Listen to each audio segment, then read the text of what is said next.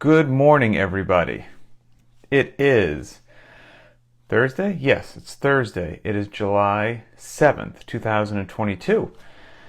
And we are about to kick off yet another Ask Me Anything for the global Linchpin community. So here we go. We will get after it. Hope everybody's enjoying their rest day.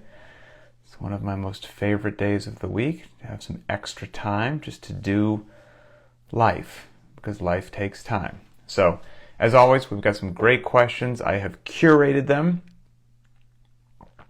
not only from the private Facebook group for Linchpin, but also from the squads feature for Linchpin in the BTWB app. I have taken probably the top three. I've got my thoughts listed out here. I will probably deviate from this little roadmap that I've laid out, and we'll dive right in. So let's see if you can see behind. There's a bit of a mess behind me. My apologies. My daughter decided to crawl in here this morning and, like a little saboteur, just destroy my office and make quite a mess. So if you can see that behind me, that will be my task later on, is cleaning that mess that little girl decided should enter my life today. Okay, so the first most upvoted question, I'm going to encapsulate it, but there's three different people that asked a somewhat similar question, or at least some of the points of all three different questions intersect. And so I'm going to generally cover them all. And it's from Eric CM, Randall L, and George C. And it's a mixture also from a question posted in the private Facebook group and two questions posted in the BTWB squads feature. And so all of them are going to kind of mind meld into one singular question. And if I could simplify it, the question would be, I work out at home, I work out in my garage like so many of us do. The question is, by myself, without somebody just watching me there every day, how can I ensure that I'm moving how I should move, that my form looks how it should, that I am, on that path of virtuosity and improvement? And is there benefit every now and then in, should I just continue to do it on my own? Is there benefit every now and then in going somewhere and getting a coach to give me a little bit of like one-on-one total personal attention, necessary or not necessary? And then the other thing lumped into that is probably motivation. If you're working out by yourself, but also wrapped into some of these questions was, how do you keep that fire, keep yourself pushing the pace, when needed, if you're just, Rocky Balboa, just solo in your garage? So great question. So let's dive in, and I'll try to cover as many of those things as I can at once. So the great question from Eric CM, maybe I'll just read Eric's here just to give you a sense. It says, I'm only interested in GPP, that means general physical preparedness, aka well-rounded fitness, not competitive CrossFit, and I have decided at age 35 I will be a garage gym owner forever. Any advice for long-term fitness at home? In this individual, Eric plays some competitive sports, I guess, with his friends every now and then, so he gets a nice little bit of social interaction there. He says he feels that is good, but just general advice for long-term fitness at home. And like I said, wrapping in some of the other folks' questions. Okay, so here's what's cool, I think, in the world of just fitness in general, is there really is literally something for everybody. There are individuals in this world who want, need, and will only thrive in a group setting that you can achieve at your local affiliate or whatnot. There will never be a shortage of people wanting to go to affiliates, because there's thousands, if not millions, of people in the world's population that's what they need. That's the environment that they need to go and make fitness happen. And without that environment, if you left them alone in their garage, they'd never work out again. I don't know if they're just not self-motivated or whatever it happens to be. That's that. You've got another huge group of individuals tens of thousands, hundreds of thousands, millions, just the same as, the affiliate camp there, that are utterly and completely wonderfully content and dedicated working out solo in their garage, in their basement, in their home gym, and that fits their needs really well. And then of course you've got a hybrid. I know many people that even are part of the Linchpin private track, and every now and then pop into an affiliate every now and then. So you've got the beautiful thing about the huge fitness landscape is wherever you are on that spectrum, there's something to serve you very well, to meet your needs very well, and to accomplish your fitness goals and kind of fill your cup. So that's great. There's no scarcity, right? There's plenty out there for everybody. So with regards to form or coaching, okay, it's probably the two big aspects of this question are making sure that you're moving how you should move, and then the, bringing the heat, the intensity portion if you're working out solo and you're one of those people that benefits from having somebody to chase there. So the first one for the form and coaching, is it possible to work out at home and never have had formal coaching? Well, the short answer to that is yes, because people have done it, have continued to do it, and will continue to do it forever and be just fine.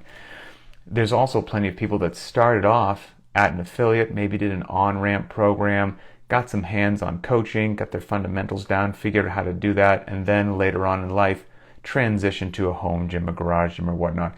And that's fantastic, right? Because they kind of get the best of both worlds. They got that in-person coaching, and now they're just, rocking it in their garage. But if you are one of those people that didn't come from that environment, you were just garage gym, basement gym from day one, is it possible to move properly and to move well? Absolutely, because there are people that haven't continued to do it. So that just simply proves the point right there. But here's the deal. Like so many other things in this world, it's possible, but it just takes time and effort.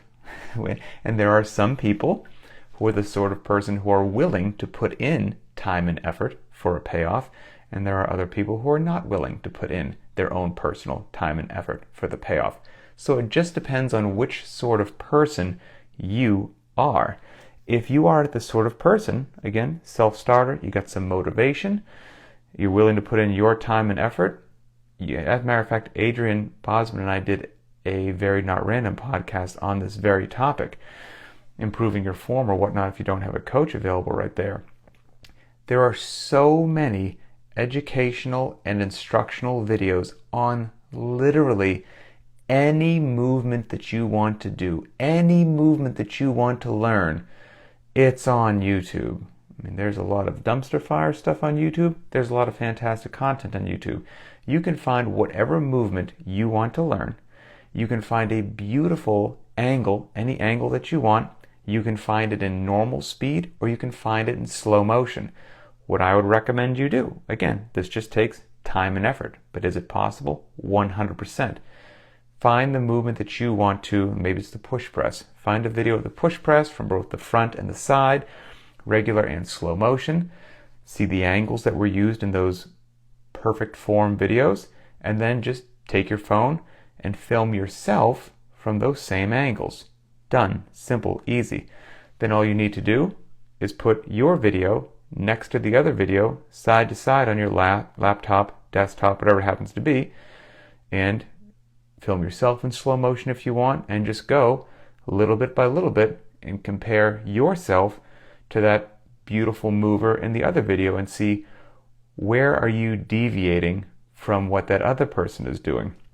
If it's the push press, does your dip look just like the other person's dip, or do you have forward inclination of your chest, which is very common? Is your dip too shallow? Is your dip too deep? You'll be able to see all those things really easily. As you drive out of the bottom, are you keeping that bar in contact with the front rack position until your hips fully open, or do you have a little bit of a quarter extremity violation where you're starting to press with your arms before you have fully opened your hips? All of those things filmed at the appropriate angle, and especially with slow motion, they'll just jump off the screen at you. And then you can practice. I mean, there's the key word to it, right? Talking about practice. Just practice whatever it happens to be. And then when you film it again, it'll probably look a little bit better. Great. But you then might notice, you know what? I solved my forward inclination. That's not an issue anymore. The dip drive is so nice and vertical, but I have a quarter extremity violation. Okay, well, now the process becomes trying to get rid of that quarter extremity violation. And that's just the same process that an in-person coach would do, but you could do it, by yourself. It just takes time and effort. So the question is, are you willing to put in the time and effort? If the answer is yes, you're totally good to go. And you can play that same deal with any movement. I mean, you want to see the ultimate personification of training at home, moving really well and showing that it's possible. Now, I might be bringing up a very spectacular human being, but they're out there. Ben Smith, the amazing Ben Smith, former CrossFit Games champion, probably one of the best movers, form and technique-wise, in CrossFit, moves beautifully. Taught himself to snatch, the most complicated movement in the world that you can do with a barbell. Taught himself to snatch with no coach, alone, in his garage, with not a lot of space in case he missed a lift, by just watching Coach Mike Bergner videos over and over and over again and trying to replicate it. Now, is that a unique example? Yes, it is. Okay, because Ben is a special human being. But point being, he also was dedicated and disciplined enough and put in the time to actually do it. So it is possible. You just got to put in the time and effort for sure. With all that being said, there is no way that I'm going to sit here and tell you that having a sharp, professional, competent coach staring at you while you move, giving you their one-on-one, undivided attention, won't yield incredible progress. That's what a coach does. So that's what I said earlier. It just depends on, do you want to put in your time and effort? If so, you can do that and get better. Do you not want to put in your time and effort? If so, then what you will need to do is compensate somebody else for their time and effort. And so if you don't want to do what I just said previously, no worries. Find a great coach in your local area, call them up, see what their one-on-one for an hour of personal coaching fee is. $100 an hour, $125 an hour, probably more if you're in New York City. I don't know what it is. Get on their schedule, go on in with your list of things that you would like to work on, and now compensate them to put their time and effort onto you, and you'll make tremendous progress in that 1 hour and probably leave with a nice laundry list of homework that you need to work on, so on and so forth. And then you could continue to work out in your basement, in your garage, in your whatever, happy, healthy, and great. And then every now and then, when you felt that that was prudent, on whatever your schedule and your budget allowed, once a month, maybe you go see a one-on-one coach, once a quarter, twice a year, whatever it happens to be, and then life's great. So again, like there's something for everybody.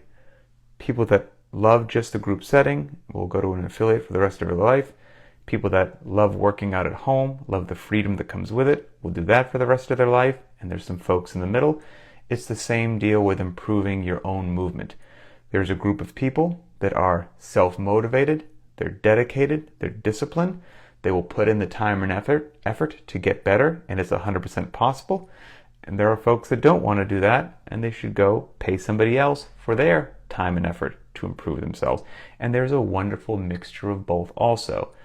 Improve yourself on a regular, consistent basis, and maybe every now and then you pop in, and once a quarter you get yourself a one-on-one for an hour with somebody, and you do a little bit of a tune-up.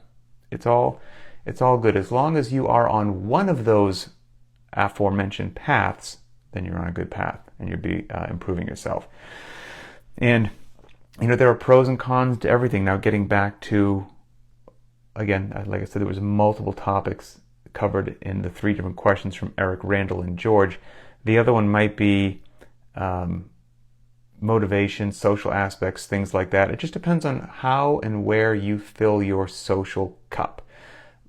My personal social cup, and this applies to other people as well, it's not filled in my workout time. I'm generally breathing heavy enough that I can't have a conversation anyway. So even though there might be another human being there, it's not my social time. My social time comes with, one-on-one, with coffee with a friend, conversation, barbecues, dinners, friends and family gathering, things like that. And then when I work out, go and get my workout done, I get back to life. And that home gym, garage gym, basement gym freedom, for me, it's absolutely priceless. And the fact that, I can work out any single solitary time of the day, of the hour that meets my needs, that's irreplaceable. I have no commute. Depending upon how my knees, back, hips, or shoulders are feeling, I can shorten or lengthen any particular warm-up as needed. It's like, my shoulder's cranky. I'm going to spend 20 minutes just on my shoulders today. I can do that. Or, things are crazy, I got to be in and out in 25 minutes. I can do that. And all that, being said. Now, a very cool thing, now let's say that you're working out in your garage and you're trying to get some fired up motivation to chase some other folks every now and then. There's a really cool thing coming out that I don't know if everybody saw, but I'm going to go ahead and promote it right here because it's worth promoting. BTWB made a post a little while ago, and I took a screenshot of it so that I could reference it here on the AMA, of this new feature they're coming out with called Tempest. You can go hit the BTWB app on Instagram, go back and just find when they highlighted Tempest. But here's what Tempest is. I'll read this to you because it's phenomenal. And I believe it's in the testing phase right now, so it should be launching sometime in the future. And this will be an absolute game changer for garage gym, basement gym, apartment gym athletes all over the world. So listen to this. Tempest, BTWB's most ambitious endeavor, will revolutionize the daily workout experience. It's a new level of workout tracking combined with an ecosystem that will give you deeper insights into your fitness journey while, here we go, connecting you to your workout partners and fitness communities in a way that you've never imagined. So here's the cool stuff. If you're by yourself in your garage, you are very much not about to be by yourself in your garage anymore, if you so desire. This is what they say. What if your garage workouts could be done live against your friends? How cool is that? What if your gym screen could display athletes' progress during the workouts? So you could have like an external monitor or screen in your garage, and while you're working out, you're actually seeing where your friends are in their garages all around the world working out, or in their apartment. What if we captured all of your split times and saved them automatically? What if you stopped counting reps and let an AI-powered solution do it for you? We have been working hard at making all of this a reality and have developed most of the core technology that will power these solutions. We'd like to invite you to join us as we finalize these exciting features, etc., etc. So, point being, how ridiculously awesome is that? So if you were somebody that you need a little push every now and then, this Tempest feature that BTWB already has in progress is going to be absolutely insane. So you could set up a group, all right, let's say you're part of the Linchpin community, right? You could post like in the BTWB squads feature or in the Linchpin private Facebook group, like, hey, I'm going to hit the workout today at this time, and anybody who wanted to join you could join you live, and you all could see each other's progress as you hit the workout at the exact same time all around the world. That's awesome and ridiculous. But then that data will also be saved. So if there's somebody that missed that and they see the post 3 hours later, they're like, God dang it. They can still replay what you did as if it was happening at that time and still race against you. Or maybe there's somebody that you're like, ooh, so-and-so crushed the workout. You can take their data and race them later on if you want. That's absolutely insane. So if you are Just self-starter, no worries. I never have an issue going into the garage and working out. It's fine. I do it every day. Great. And then, this actually doesn't matter. But if you're one of those people that does really benefit from a little external push and some, chasing each other in the group and whatnot, there is some profoundly exciting software coming that's going to make this a reality. And that's why Linchpin's on BTWB. Nothing else is even close to what they have going on. So really cool stuff happening in the future. Okay. Great first question. Second one, yes. Next one is from Matt Lee. And Matt says, I feel your pain when it comes to youth sports weekends. I frequently post about just being gone all weekend with our boys at lacrosse tournaments or basketball tournaments. Football's about to start. It just never ends. And you're just on these fields all day long. So anyway, Matt says, I feel your pain when it comes to youth sports weekends.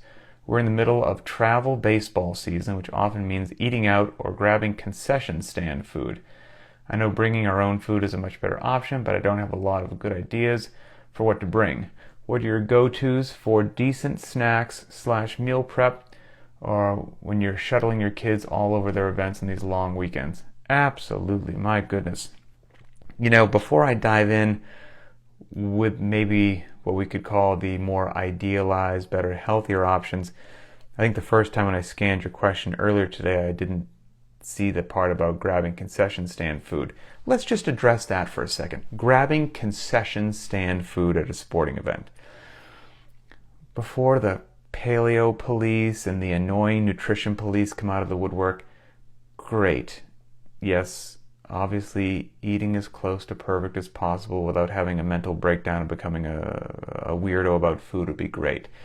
But if we're having a real conversation that every now and then you're a human being, you're going to be over it. You're going to be tired. You're going to be worn out, and you're going to go to the darn concession stand and you're going to get something on the menu. That's going to happen for most of us.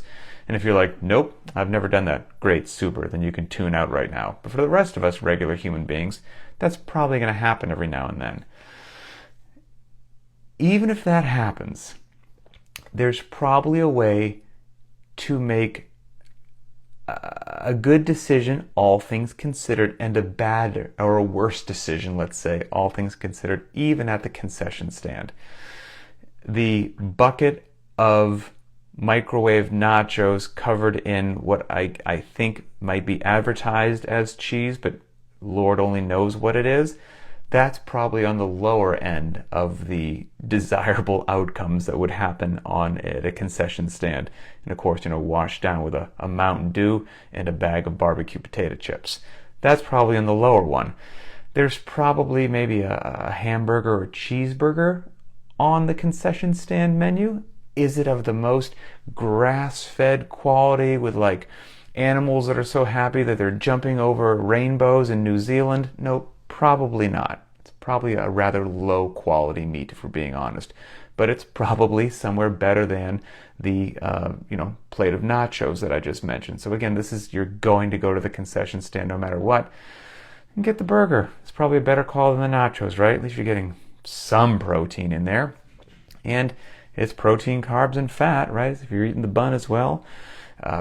If you wanted to, pull half of the bun off, maybe that's a good thing. Or you could eat the burger with the bun, but don't eat the fries. That would even be a better option there. So there are still ways to do it. Again, not ideal, but if we're having a real conversation about real human beings in the world, these things will happen. And then the goal is just to make not the worst decision on the menu. Try to make a better decision. That's all. And wash it down with a water instead of drinking your calories, which that's a killer also. But if we now go to even what's a better option than that, well, that's doing some sort of meal prep prior to showing up to the event, right? And I know that's tough because obviously you've got kids, you're running around, free time is precious. But if you can do meal prep, preparation is your friend. Bring a cooler if you have to. Drink water or coffee, try not to drink your calories. And then let's just think about it as protein, carbs, and fat for being very simple, right? For protein, ideally we're just getting in some sort of meat, whether it was specifically prepared by you for this event or some sort of leftover based upon what you ate previously in the week. Chicken, steak, pork, whatever it happens to be. Stick that in the Tupperware, stick that in the cooler. Carbohydrates, if you can get some veggies, that'd be fantastic. If you can't get veggies, fruit is quick and easy, isn't it?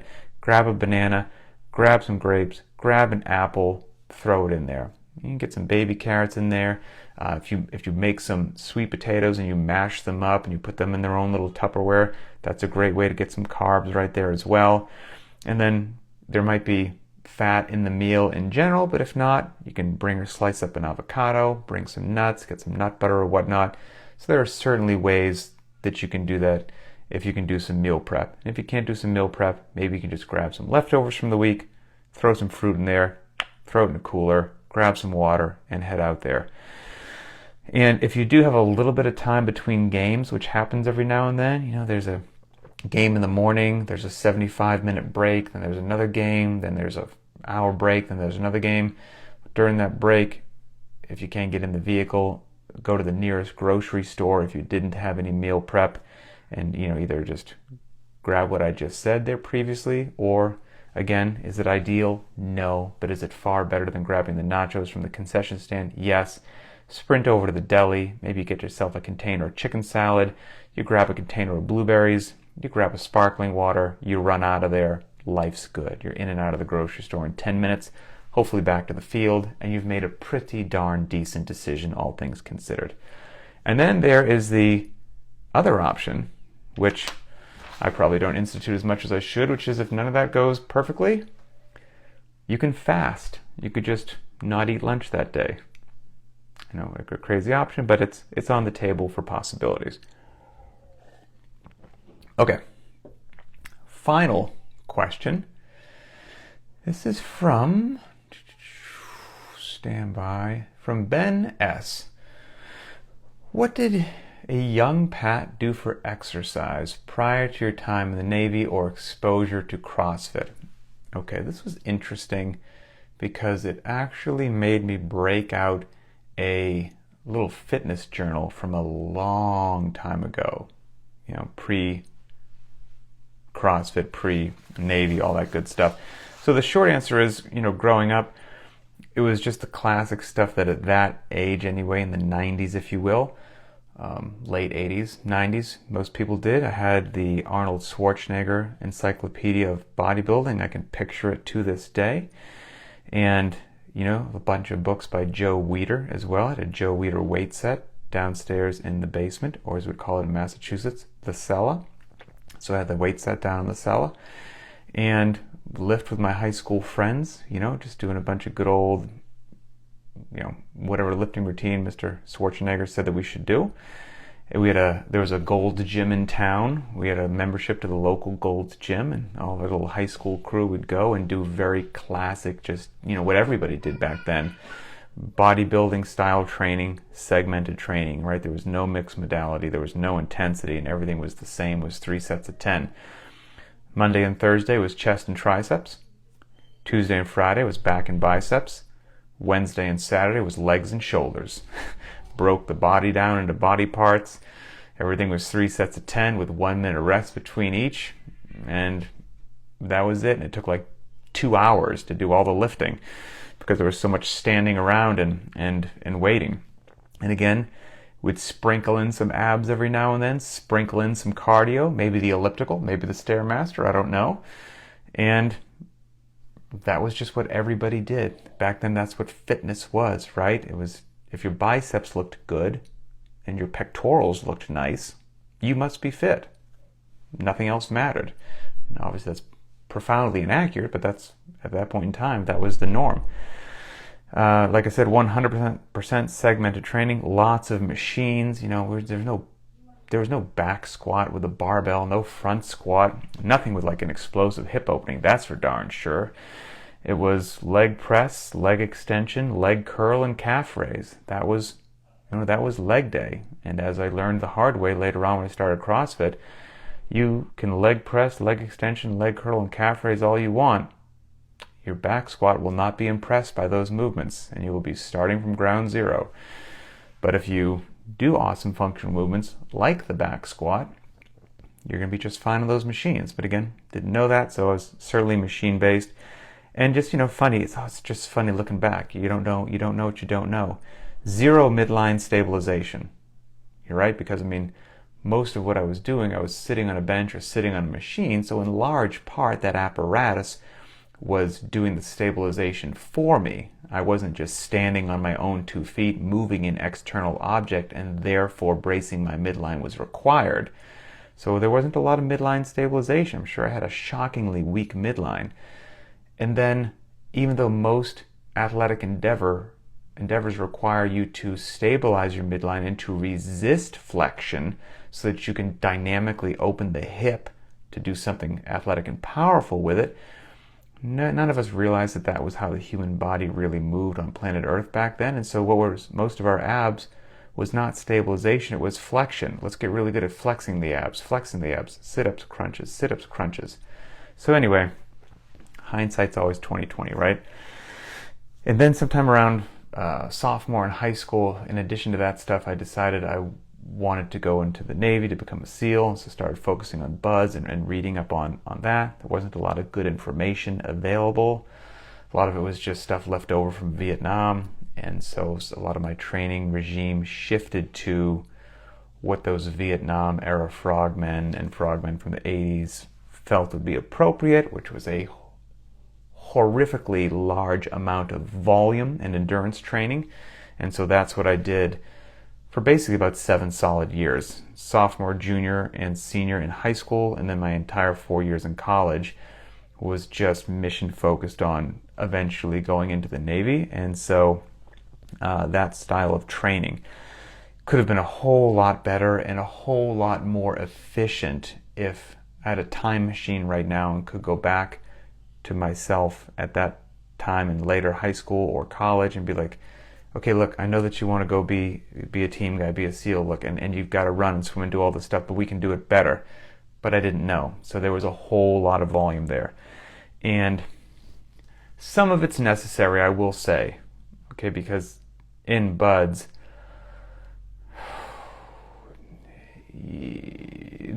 there's a part of you that just has to be able to survive a tremendous amount of volume of training. And so you have to have some exposure to a really high volume to make it through. But even still, there are ways I could have been a lot more efficient and been better prepared. But again, I didn't know. And so that everybody can enjoy this a little bit and get a sense of what I did, this is what I said earlier. I called up one of my training manuals from back in the day when I used to just keep a logbook of my workouts. And here is a very normal week of training in my later high school or early college days when I was getting ready for BUD/S. Here we go. Man, this brings me back. So I did what I'm about to say here, I did for about 7 years. So on Monday I have written down here, Monday was speed work. I would go to a track, I would jog 3 laps as a warm-up, and then the workout was 6 hard 800-meter repeats. Nothing like 6 800-meter repeats to get your attention. Between each 800 was a 1-lap walk between each. And then I would jog 2 laps to warm down. That came out to a total of 5.7 miles that day. That's just one thing I would do that day. That was my speed work on Monday. Then also on Monday, I would go to the pool. I would strap on some swim fins, some flippers if you will, and I would just fin, building up that tolerance. I would fin in the pool for 75 continuous minutes. I would then get out of the pool after that, and I would do an ab workout. Just, tons and tons and tons of sit-ups, and BUD/S is really big on flutter kicks, so hundreds of flutter kicks. And then I would do pull-ups. So, again, Monday is 6 hard 800-meter runs, 75 minutes of finning, an ab workout, and pull-ups. And the pull-ups that I would generally do, this is what was recommended by those books in Vietnam and all that, they were all these just pyramids. 1 up to 10, back down to 1. So 1, 2, 3, 4, 5, 6, 7, 8, 9, 10, then back down to 1. I think that comes out to 100 reps. But you would do that with a regular overhand grip, pronated grip.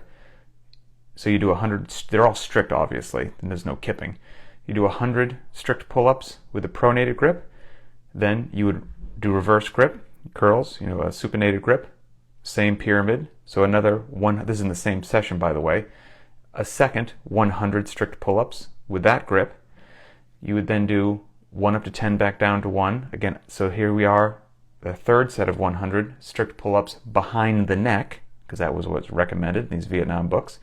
And then the same pull-up pyramid with a commando grip, which is a mixed grip touching each shoulder. So when I say pull-ups on Monday, that was 4 1 up to 10 back down to 1 pyramids, 4 different grips of strict pull-ups. So there's 400 strict pull-ups would occur on Monday, on top of the track work, the 75 minutes of finning, and the ab work. That was Monday. Tuesday was a recovery run, 4 miles, just a 4-mile jog to recover, a 1-hour swim, not finning, so using my upper body, like a freestyle, 1-hour swim, then more abs, and then push-ups and dips. And the push-ups and dips covered a very similar thing of what I just mentioned with the pull-ups, the 1 up to 10 back down to 1. That was it for the dips. There wasn't various styles of dips, bar dips. But then on the push-ups, we do regular width, wide grip push-ups, diamond push-ups, and then dive bomber push-ups. So 4 different types of push-ups, 1 up to 10 back down to 1 on all of those. So another 400 or so push-ups would occur on that day, and then dips. That was Tuesday. Wednesday, more speed work I have written down here. Run for a 1-mile warm-up, then do 3 miles as hard and fast as you can. Rest, let's see, with half rest. Okay, and then a 1-mile cool down. So 1 mile warm up, 3 miles as hard as you can, and then 1 mile cool down. Go back to the pool for 75 minutes of finning, do the same ab workout that I did on Monday, and also the same 400 strict pull-ups that I did on Monday. I'm now doing again on Wednesday. I'm probably sore. On Thursday, 4-mile recovery run, 1-hour swim with the upper body, ab workout, push-ups and dips. Same 400 push-ups that I did on Tuesday. And then finally Friday, a distance run, 12 miles. Just go out for a 12-mile run. Finish up that 12-mile run, probably feeling great. Hop in the pool, swim for 1 hour with the upper body. Okay. Then stay in the pool, put on the fins, don't use your upper body, and just do finning for 75 more minutes. Then get out of the pool, do the ab workout, all the sit-ups and flutter kicks, and then do 400 more strict pull-ups. And then I took the weekend off. So that, what I just said right there, that Monday through Friday routine, I did for about 7 years.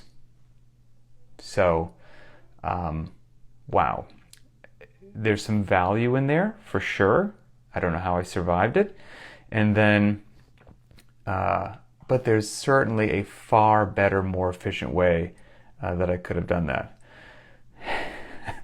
I see somebody, Chalky73, just asked, after training like that, do you feel you were adequately prepared for buds, or was it still hell?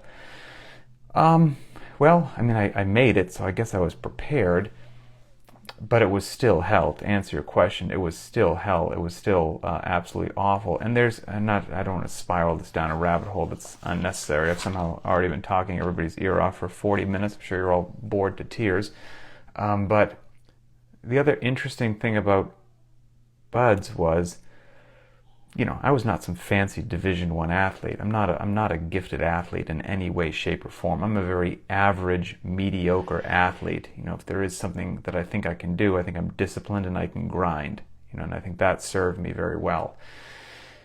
Because our buds class and any buds class that goes through, there were people in my class who were spectacular athletes, incredible athletes. Looked like anatomy and physiology posters, early on in training, they would win the runs, win the obstacle course. They were untouchable on like 2-mile ocean swims. They were so fast. And then something like Hell Week came around, and they were some of the first people to quit. So having a fast run time, it's not just about that. Being a fancy D1 athlete, that doesn't mean you might still be the very first person to quit during Hell Week. The two are not related, right? Being really fit doesn't mean that you're mentally tough or you'll be there at graduation day. Now, you would rather go into buds fit than not fit. That's unquestionably true, but there's a whole lot more there than just what's your run time, what's your swim time, how many pull-ups can you do. There's a whole lot more there than that, if you want to be around on graduation day. So, and again, I don't want to go down a rabbit hole, but that's, yeah, we'll save that for another time. Okay, I will finish up with 3 of our Linchpin shout-outs. This first one is really cool. This was posted just the other day in the private Facebook group. This is from Jake P. And he says, making it happen. Basically, he's got a great photo of him working out on a basketball court with another CrossFit Linchpin member, Ross. And they have the rings, the gymnastics rings, hung from the back of the basketball hoop. And it was that CrossFit Games open workout we did with the double unders, the wall ball shots, and the ring muscle ups. So they did the ring muscle ups on the hoop, through the wall ball to the hoop. But just seeing him post that photo of rings on the back of the basketball hoop, I remember doing that in my early days in CrossFit. And all the fancy gear and everything we have is so great. But seeing Jake's photo of that, it brought me back and made me nostalgic of, that's such beautiful, cool, awesome, quintessential CrossFit, right? You can get so fit with some minimal gear, some minimal space, making fitness happen wherever you can. Travel with your rings, throw them up somewhere, do the wall balls against a basketball hoop. It just warmed my heart. Absolutely warmed my heart. So, Jake, thanks for sharing that. Next one. Oh, okay. This is from Levi A, who did this from a little bit ago, but he did the Filthy 50s, and he just decided to go not for time, just to take some pressure off of himself that day. Said, I went not for time today, and somehow, removing the pressure of the clock, he got a PR in the Filthy 50s by 7 minutes. He PR'd it by 7 minutes on the day he decided not to run the clock. So there is value both to the mental and the physical on every now and then. Don't run the clock and you'll be okay. This last one that I loved here. Oh, there's a question. Let me see if I can scroll back here without messing everything up. Let's see. From Brandon, would you recommend long, slow distance then on top of CrossFit? Another topic for another time. Good question. And maybe this is related to the fact that I was just talking about SEALs and buds and all that stuff. And so, then he posted this question, would I recommend long, slow distance on top of CrossFit? It would just depend upon what your goals are. Are we talking about what I would tell somebody these days if they wanted to go be a SEAL and prepare for buds? Or is it just the benefits of doing some long, slow runs in addition to CrossFit? And it's yes to both. I think both have value there. But the specific things that I would say in the training I would line out for somebody looking to get ready for buds would be a separate topic there. Okay, and final one from Chris H. So Chris posted this video in the private Facebook group and it made me so happy. It was from the workout the other day. There was 2 nasty couplets with like 3 or 5 minutes rest between each. 21-15-9 push press calories on the air bike, rest 3 minutes, then 15-12-9 push press calories on the air bike. It was a 95-pound barbell for men, 65-pound barbell for women. Nasty burners, right? Well, Chris says and Chris is one heck of an athlete, by the way, but Chris H says, I've learned quickly through my early years in competitive sports and even in fatherhood, you use whatever you have and you take the opportunity you get. So he's got this great video. He couldn't be far from his kids, so he's in his home at the bottom of his stairs. He's got a kettlebell in each hand because he probably couldn't bring a barbell into the house. and he did 21-15-9 of the push press with double kettlebells, and then from his staircase he did broad jumps up his staircase until he got the desired reps. Did the push press again, broad jump up the stairs, did that for 21-15-9. Fitness was achieved. Rested 3 minutes, made sure that his kids are still alive, and did that same thing at the reduced repetition. 100% awesome. That makes me so happy and proud of just the baseline fitness programming, scaling, modification, intelligence level of the Linchpin community, through just all the learning that we do as a communal group of people through these podcasts and videos and answering the questions. It's all designed to empower you as an athlete to make the best decisions possible, to get fit wherever you are, whatever gear you have, whatever time your schedule allows. You can make something really worthwhile happen. And so to see that video from Chris, it was awesome. So that's it. I think that wraps us up. Somehow I've been chatting with you guys for 47 minutes. So we'll end with this, as I always say. Wherever you are, film a video of where you work out, your backyard, your garage, your basement, your apartment, your fire department, whatever it is. Shoot that video, put it on YouTube if you want. Send me the video or the link to info, I-N-F-O, at CrossFitLinchpin.com, and I will upload it to the CrossFit Linchpin YouTube channel under our playlist, which is entitled Garage Gym Tours. Doesn't matter if it's not a garage. And then we can all watch where you work out, see how you use your space, and learn from each other. So that's it. Have a wonderful day. Be kind to each other, and we'll talk later.